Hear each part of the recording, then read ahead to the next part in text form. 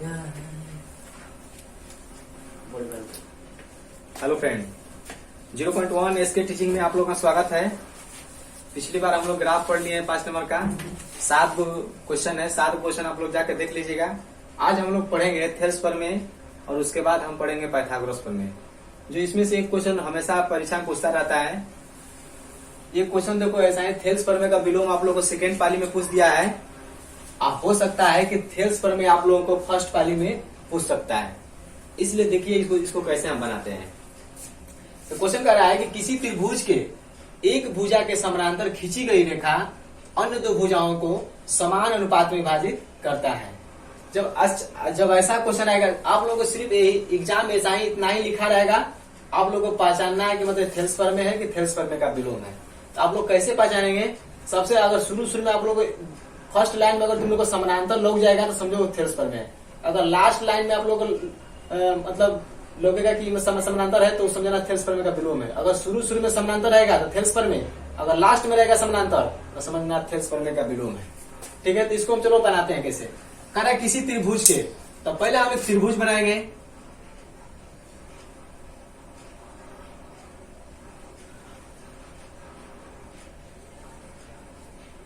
एक त्रिभुज बना लेंगे, इसका नाम धरेंगे ए बी सी। क्वेश्चन पढ़ते रहेंगे और फिगर बनाते रहेंगे। कह रहा है कि किसी त्रिभुज के एक भुजा के समानांतर, मान लेते कि यही भुजा है, एक 3 गो भुजा, ए बी एगो भुजा है, बी सी भुजा है, ए सी भुजा है। कोई एक भुजा कह रहा है, मान लेते कि अपनी सुविधा के अनुसार हम बी सी एक भुजा लेते हैं, इसके समानांतर एक भुजा हम खींचते हैं। कह रहा है ना, खींची गई किसी त्रिभुज की एक भुजा के समानांतर खींची गई रेखा है, तो एक भुजा के समानांतर एक रेखा खींचेंगे। मान लेते कि वो रेखा है डीई, जो क्या है बीसी के समानांतर है, एक भुजा के समानांतर है डीई। और कह रहा है कि अन्य दो भुजाओं को, अन्य दो भुजा जब इसके समानांतर खींच दिए तो अन्य दो भुजा कौन हुआ? एगो ए बी हुआ, एगो ए सी हुआ। तो इसी दोनों भुजाओं को कह रहा है कि समान अनुपात विभाजित करेगा। इसका मतलब एडी बटा में डीबी बराबर ए बटा में ई सी। इतना आपको सिद्ध करना है। अब हम लोग लिखेंगे बी प्र का मतलब होता है विशेष प्रतिज्ञा। बी प्र का मतलब होता है विशेष प्रतिज्ञा। तो हम इसको मानेंगे, क्योंकि इसमें हमारा दिया नहीं है, एबीसीडी का कुछ भी नहीं दिया, इसलिए हम मान के चल रहे हैं, इसलिए हम लिखते हैं विशेष प्रतिज्ञा। माना त्रिभुज ए बी सी में, माना त्रिभुज ए बी सी में डीई समानांतर बीसी, डीई समानांतर बीसी खींचा, जो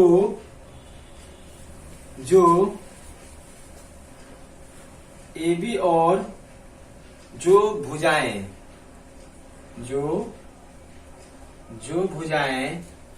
ए बी और ए सी को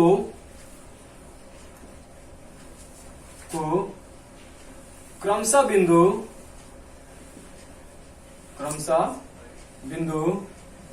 डी और, देखो डी क्रमशः इस ए बी भुजा है, एगो ए सी भुजा है, जिसको क्रमशः बिंदु डी और ई पर प्रतिच्छेद करता है।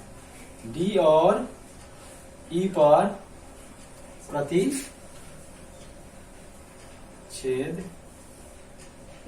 करता है। इतना लिख लिए। जो दिया था हम उसको पहले लिख लेंगे, जिसे दिया है शर्त, इसके अनुसार हम लिख लिए। अब हमको सिद्ध क्या करना है? अब यहाँ लिखेंगे, हम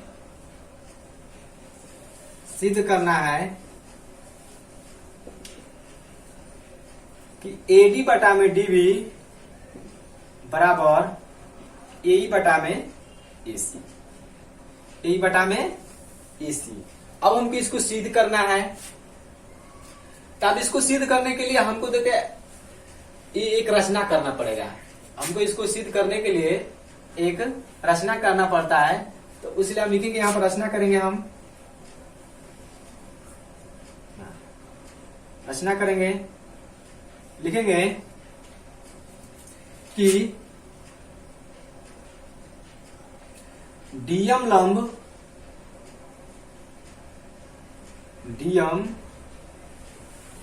डीएम लंब AC पर तथा फिर खींचेंगे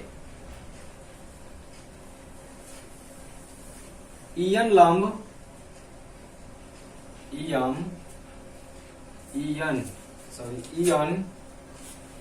EN लंब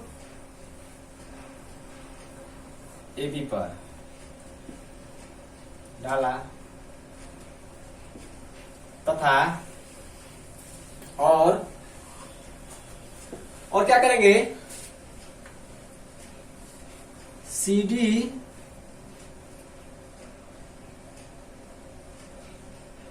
CD और BE को मिलाया, CD और BE को मिलाया। इतना हमारा रचना हो गया। अब इतना लिखने के बाद हम प्रमाण देखो, प्रमाण में अब इसको हम सिद्ध कर लेंगे। मेन हमारा प्रमाण है, इसको अच्छा से बनाना है आप लोगों को। अब प्रमाण में आएंगे,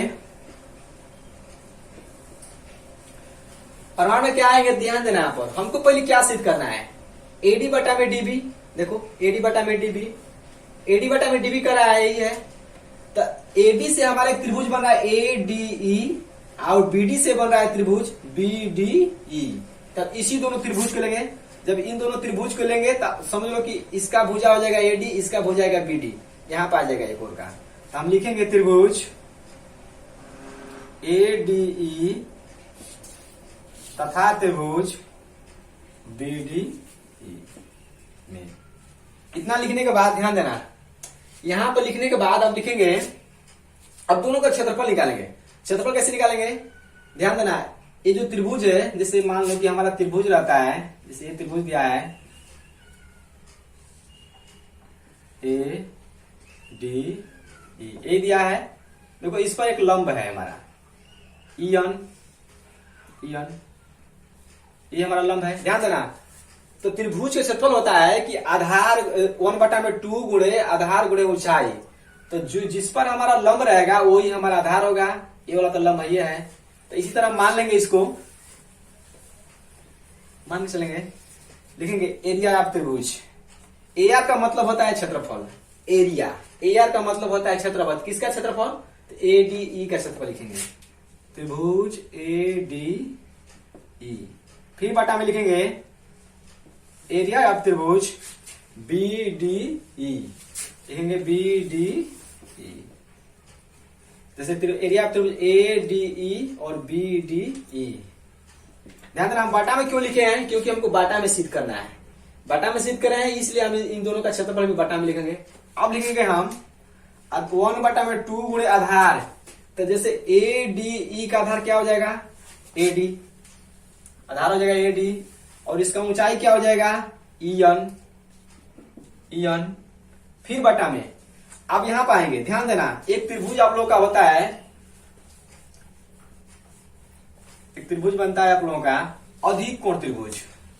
जैसे मान लो अधिक कोण त्रिभुज जो होता है, अधिक कोण त्रिभुज का जो लंब होता है बाहर जाता है। ध्यान देना, जो अधिक कोण त्रिभुज का लंब क्या होता है, बाहर है। जैसे मान लेते ही है, मान लीजिए इसका लंब बाहर जाएगा, इसीलिए BDE का जो लंब है बाहर जाएगा। ये हमारा हो जाएगा EN। क्या हो जाएगा EN। तो त्रिभुज का देखो, ये वाला त्रिभुज BDE, इसका जो लंब है बाहर चला गया EN। क्या चला गया है बाहर EN। तो अब यहां पर लिखेंगे 1/2 गुणे इसका आधार लिखेंगे BD गुणे, और इसका देखिए यहां पर जो लंब है, जैसे इसका बाहर लंब गया, तो इसका लिख देंगे गुणे EN।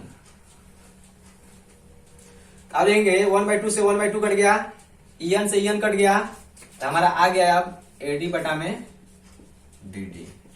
समीकरण फर्स्ट क्या होगा,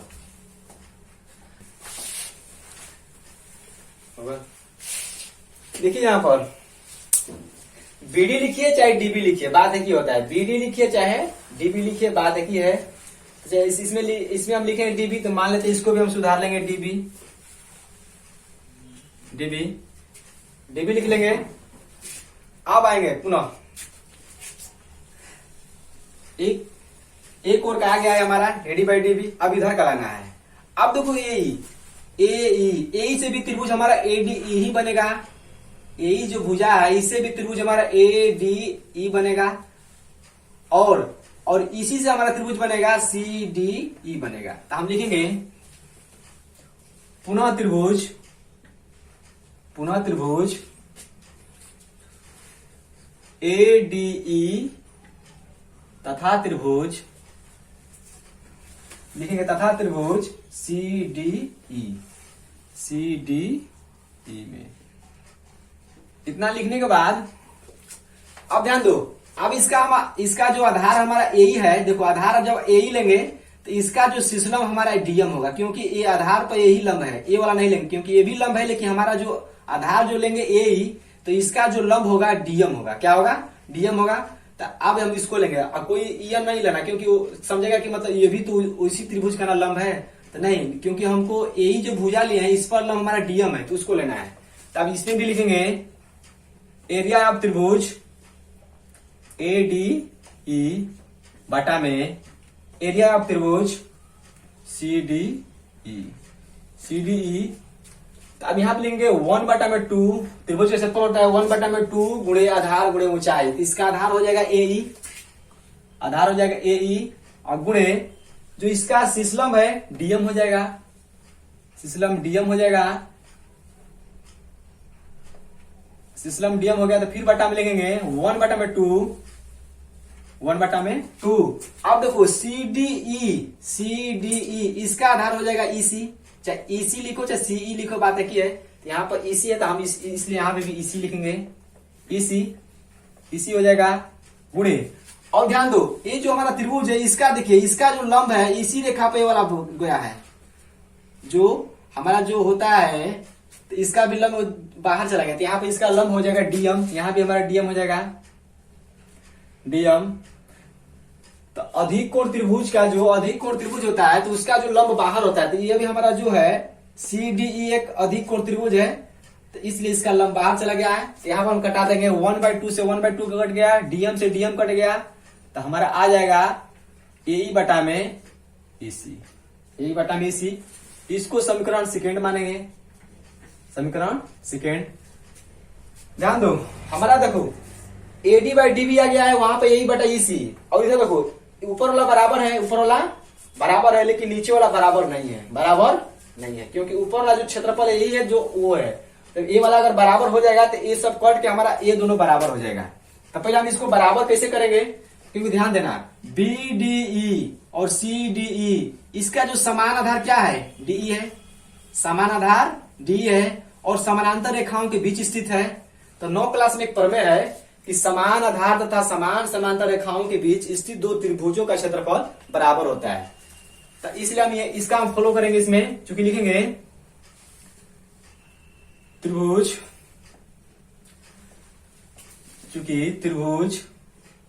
BDE तथा त्रिभुज CDE का समान आधार। ध्यान दो, ये देखो ये वाला त्रिभुज है, ये वाला एक त्रिभुज है, इन दोनों का आधार देखो DE है, क्योंकि ये दोनों त्रिभुज है, इन दोनों का आधार इसी पर स्थित है। इसलिए हम लिखेंगे समान आधार क्या है, समान आधार लिखेंगे DE तथा समांतर रेखा कौन है जी, DE बटा में BC। DE समांतर जो रेखा है, समांतर रेखा कौन है जी, तो DE समांतर BC। समांतर रेखा जो है DE समांतर BC, ध्यान दो ये लिखे यहां पर हम DE समांतर BC। देखो DE समांतर BC इन दोनों के बीच स्थित है, DE समांतर BC के बीच स्थित है, इसलिए हमारा क्या हो जाएगा, एरिया ऑफ त्रिभुज दोनों का क्षेत्रफल हमारा बराबर होगा, BDE बराबर एरिया ऑफ त्रिभुज CDE। जब दोनों बराबर हो गए, ध्यान दो ऊपर का तो बराबर था, नीचे का भी बराबर हो गया, अभी सिद्ध किए हम यहाँ पर, क्योंकि समान आधार तथा समांतर रेखाओं के बीच स्थित है, इसलिए नीचे वाला भी जो त्रिभुज है इनका भी क्षेत्रफल बराबर हो जाएगा। ऊपर का भी बराबर हो गया, नीचे का भी बराबर हो गया, तो समीकरण फर्स्ट और सेकेंड से, समीकरण फर्स्ट और सेकेंड से इधर वाला पार्ट हमारा बराबर हो गया। जब इधर वाला बराबर हो गया तो इधर वाला भी बराबर हो जाएगा। जब ए वाला इसके बराबर हो गया तो इसके लेफ्ट राइट वाला भी हमारा क्या हो जाएगा, बराबर होगा। यहां पर लिख देंगे तो समीकरण फर्स्ट तथा समीकरण सेकेंड से क्या हो जाएगा जी, एडी बटा में डीबी हमारे यहां पर सिद्ध हो जाएगा। एडी बटा में डीबी बराबर ए बटा में एसी। ये हमारा प्रूव्ड हो गया आप लोगों का। प्रूव्ड मतलब सिद्ध किया, प्रूव्ड मतलब ध्यान देना। अगर किसी को पता नहीं हो ये किस चीज का चिन्ह है, तो ये हमारा जो होता है समांतर का चिन्ह होता है। समांतर रेखा, समांतर कहते हैं जो यहाँ पे एक देखिए उल्टा टी बनाए हैं, तो जो उल्टा टी है इसको कहते हैं लंब। लंब, लंब का मतलब होता है 90 डिग्री, लंब होता है। चलो पर में थेल्स पर में पढ़ लिए हैं। अब इसका हम विलोम देखेंगे। जो हमको 2021 में सेकेंड पाली में पूछा है, 5 नंबर में पूछता है। तो अब देखो इसको समझ लेते हैं भाई, क्या हो सकता है फर्स्ट पाली में पूछ सकता है, क्योंकि सेकेंड पाली में पूछा है तो क्या हो सकता है फर्स्ट पाली में पूछ दे। तो इसलिए इसको भी हम देख लेते हैं। से कह रहा है कि यदि कोई रेखा, कह रहा है कि यदि कोई रेखा किसी त्रिभुज के दो भुजाओं को समान अनुपात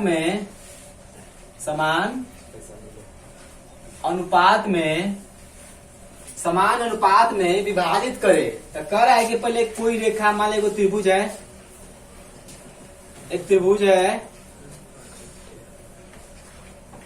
इसका नाम देंगे ए बी सी। एक त्रिभुज है, कह रहा है कि कोई रेखा, कह रहा है कि यदि कोई रेखा किसी त्रिभुज के दो भुजाओं को, मान लो कि एक रेखा है, इसका नाम दे देते हैं डीई। ये जो रेखा है डीई क्या कर रहा है कि त्रिभुज एबीसी के दो भुजाओं को, मान लो कि दो भुजा का ए बी और ए सी, दो भुजा ए बी और ए सी को समान अनुपात में विभाजित करते हैं, मतलब एडी बाई डी बी और ए बाई ई सी बराबर है। तो करा करे तो वो तीसरी भुजा के समानांतर होता है। कौन? जो कोई एक रेखा लिए हैं, जो ये रेखा है, तीसरी भुजा क्या होता है, समानांतर। इसी को हमको सिद्ध करना है। तो जो रेखा है तीसरी भुजा के समानांतर होगा। तो पहले हम लिखेंगे विशेष प्रतिज्ञा, विशेष प्रतिज्ञा में जो पिछली बार हम लिखे थे थेल्स पर में जो विशेष प्रतिज्ञा, वही हम लिखेंगे। थोड़ा सा इसमें अलग रहेगा आपका। त्रिभुज ए बी सी में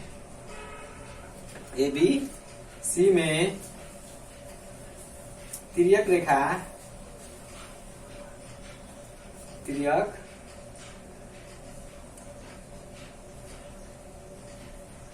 एबीसी में तिर्यक रेखा डीई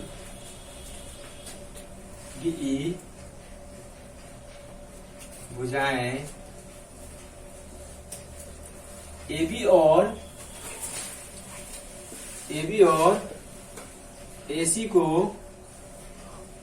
समान अनुपात, एबी और एसी को क्रमशः बिंदु डी और ई पर इस प्रकार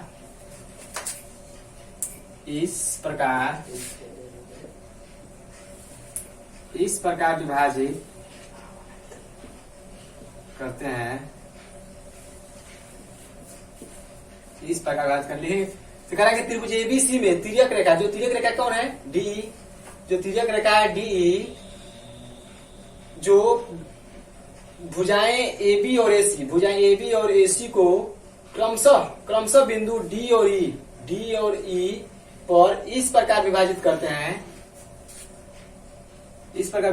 हैं कि एडी बाई डी बी बराबर ए बाई ए सी। मतलब इधर का जो अनुपात है AD बाई DB और AE बाई EC क्या होगा, बराबर होगा। इसको हम समीकरण फर्स्ट मान लेते हैं। हमको सिद्ध क्या करना है जी, कह रहा है कि तीसरी भुजा के समानांतर होगा। मतलब तीसरी भुजा क्या है, ये जो BC है ये तीसरी भुजा है जो क्या है, ये इसके समानांतर है। सिद्ध करना है, क्या सिद्ध करना है जी, सिद्ध करना है कि DE समानांतर BC, DE समानांतर BC। हमको यही सिद्ध करना है कि DE समानांतर BC, हमको यही सिद्ध करना है। तो आप लिखेंगे, हम एक रचना करेंगे इसके लिए। क्या करेंगे जी, रचना क्या भाई, रचना में हम लिखेंगे कि मान के चलेंगे, माना DE समानांतर नहीं है BC की। जैसे हमको सिद्ध करना है कि DE समानांतर नहीं, DE समानांतर BC हमको सिद्ध करना है। इसको उल्टा मान के चलेंगे कि DE समानांतर नहीं है BC के। यहां लिखेंगे DE समानांतर नहीं BC के, DE समानांतर BC के नहीं है, तब एक रेखा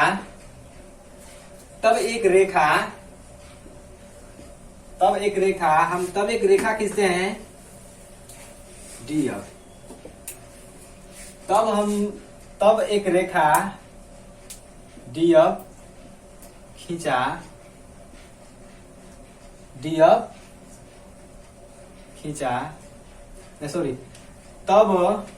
तब एक रेखा DF समानांतर BC खींचा। इतना लिख लेंगे। जैसे मान के चलेंगे DE समानांतर BC के नहीं है, DE समानांतर नहीं BC के। जब BC के नहीं है तो कोई एक रेखा होगा ना कि जो BC के समानांतर होगा, तो ये हम खींच लेंगे कि एक रेखा, तब एक रेखा DF समानांतर BC खींचा। जब DE समानांतर BC के नहीं है, मान के चल रहे हैं, तब हम एक रेखा खींचेंगे DF समानांतर BC के, खींच लेंगे। तब आप लिखेंगे परिमाण में आइए। आप परिमाण में क्या है, लेंगे त्रिभुज ABC में, ABC में लिखने के बाद देखो ABC में हमारा क्या है कि मतलब हमको इसको नहीं मान के चले, हमको क्या दिया है रचना से कि DF समानांतर BC, DF समानांतर BC, ABC में DF समानांतर BC के। इतना है। तो क्या हम थेल्स पर में बताएं कि जब किसी त्रिभुज में एक भुजा के समानांतर, देखो एक भुजा के समानांतर कोई रेखा खींचते हैं तो अन्य दो भुजाओं को समान अनुपात विभाजित करता है। मतलब जो अन्य दो भुजा ये वाला समान अनुपात, मतलब AD बाई DB और AF बाई FC। यहां लिखेंगे थेल्स प्रमेय से, थेल्स प्रमेय से लिखने के बाद लिखेंगे AD बाई DB बराबर AF बाई FC से AD बाई DB हो जाएगा AF बाई FC, क्योंकि DF समानांतर BC के है तो इसलिए हम लिखेंगे AF बाई FC। इसको हम समीकरण मानेंगे सेकेंड। क्या मानेंगे, सेकेंड। ध्यान दो, समीकरण फर्स्ट और सेकेंड में ध्यान दो। ए वाला पार्ट बराबर लग रहा है, जो लेफ्ट साइड है, जो लेफ्ट है बाया साइड बराबर है, तो बाया साइड बराबर है तो दाहिना साइड भी बराबर होगा। तो हम लिख देंगे यहाँ समीकरण फर्स्ट और समीकरण सेकेंड से। समीकरण फर्स्ट और सेकेंड से क्या हो जाएगा जी कि मतलब AE बटा में EC बराबर AF बटा में FC। ध्यान दो, AE बटा में EC और AF बटा में FC। इतना लिखने के बाद अब क्या करेंगे हम, अब यहां पर क्या करेंगे, आप इसको क्या करेंगे कि आप इसको उल्टा करके, मतलब दोनों पक्ष को उल्टा कर एक जोड़ने पर यहां लिखेंगे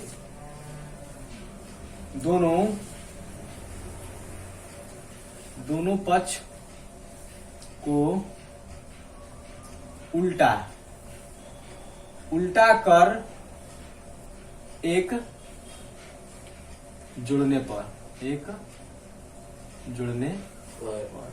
उल्टा करके फिर उसके क्या करेंगे, दोनों ओर उल्टा, मतलब उल्टा करके फिर दोनों ओर क्या कर देंगे, एक जोड़ देंगे। जैसे उल्टा करेंगे, AE बाई EC दिया है, इसका क्या हो जाएगा उल्टा, EC बाई AE, और इधर का जो उल्टा होगा FC बटा में AF। जब उल्टा कर रहे हैं तो फिर कर रहे हैं कि एक भी जोड़ना है। जब उल्टा करके फिर दोनों तरफ हमको एक जोड़ देना है। दोनों तरफ क्या जोड़ देंगे? एक जोड़ देंगे।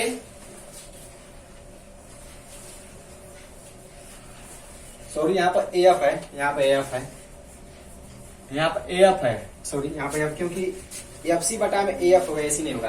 आप इतना करने के बाद आप आगे दोनों तरफ जोड़ेंगे। अब AE हमारा हो जाएगा लघुत्तम। AE में एक का गुणा तो ये होगा, यहाँ क्या बचेगा? मतलब AE से AE कट गया तो हमारा AC भी से बचेगा प्लस में। अब एक में AE का भाग गुणा करेंगे तो AE ना बचेगा, तो AE लिख देंगे। फिर यहाँ पे लिखेंगे AF, AF से F कट जाएगा तो हमारा FC बचेगा प्लस इसमें गुणा भाग करेंगे तो हमारा क्या होगा? AF आएगा।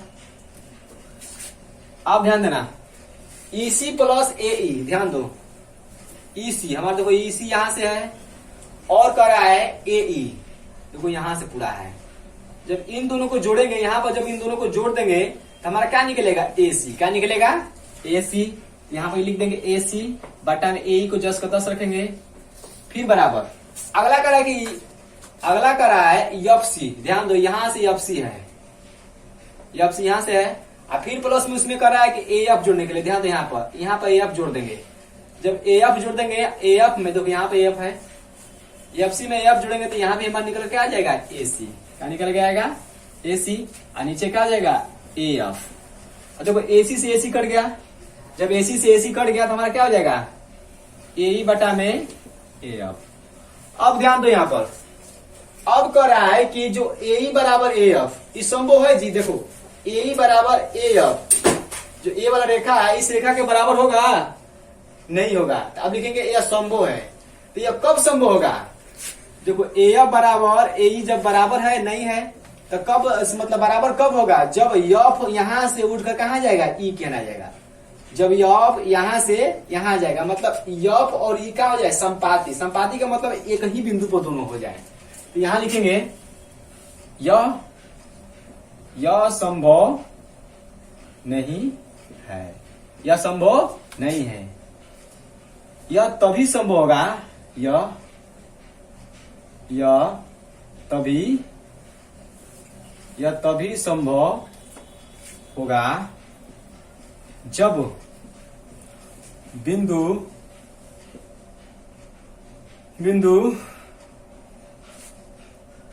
E और F संपाती हो।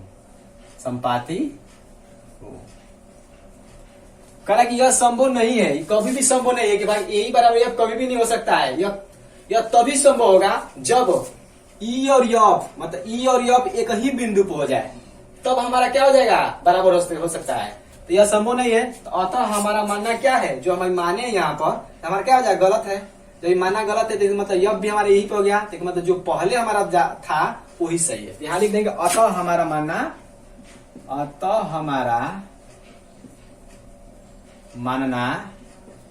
गलत है। जब हमारा मानना गलत है तो सही क्या है? जो हम मान के चले कि DE समानांतर नहीं है BC के, ये वाला तो हमारा मानना गलत न हो गया। जब ये गलत हो गया तो इसलिए हमारा जो कोण है जो पहले से था वही सही होगा। इसलिए हम लिख देंगे DE समानांतर BC। यहाँ पे लिख देंगे DE समानांतर BC। जब DE समानांतर BC हो गया, आप लोगों का पूरा प्रूफ हो गया। यहाँ पे हो गया प्रूव्ड।